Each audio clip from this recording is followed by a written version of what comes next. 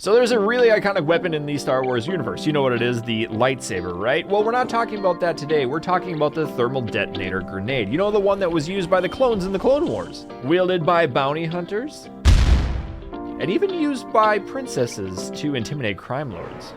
Because he's holding a thermal detonator. So according to the Wikipedia, these spherical devices contain a chemical called baradium, which was a highly unstable chemical that could blow a hole in pretty much anything.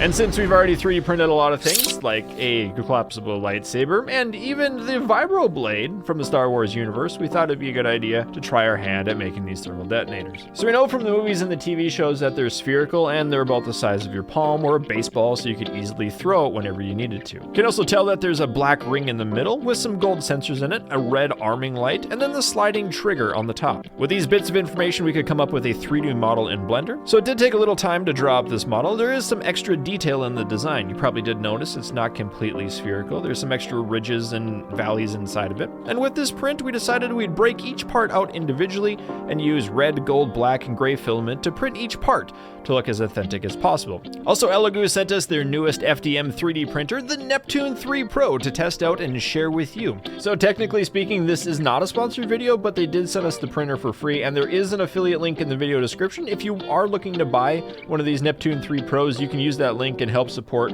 our channel. The printer is coming out later this month, and it's priced at $230. But now that we had everything ready, it was time to print. And you probably noticed in the previous videos that I've had some help with these projects, and I'd like to introduce you to Rhiannon. Hey, Rhiannon, pay attention. So she's also the brains behind the 3D printing, so I'm gonna let her introduce this printer to you. So this is the Neptune 3 Pro. I've been 3D printing for a little over 2 years now, and I was really impressed by the features of this printer. I really like the direct drive extruder. It gives much more variety in the types of filaments I can print with. The magnetic build sheet makes it really easy to pop off finished parts from the print bed. And the auto bed leveling cuts out a huge amount of time spent on manually leveling the print bed. And now let's print the thermal detonator.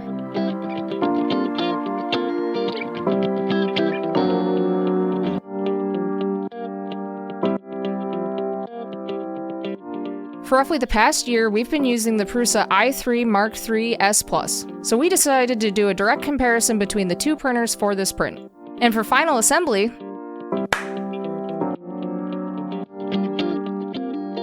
overall, I'd say both printers did fairly well with the thermal detonators. If these were for sale, I'd buy both of them. After putting them together, it's hard to tell which came from which printer. And if you're wondering, these will be for sale on our Etsy page soon. So if you'd like to get one, click the link down below for our Etsy page. And the affiliated link for the Neptune 3 Pro is also below. So let me know what you think of this project and what we should print next. Make sure to click the video link up in the right if you're interested in seeing how we created that Star Wars vibroblade. And if you're new here, make sure to hit the subscribe button. Thanks for watching!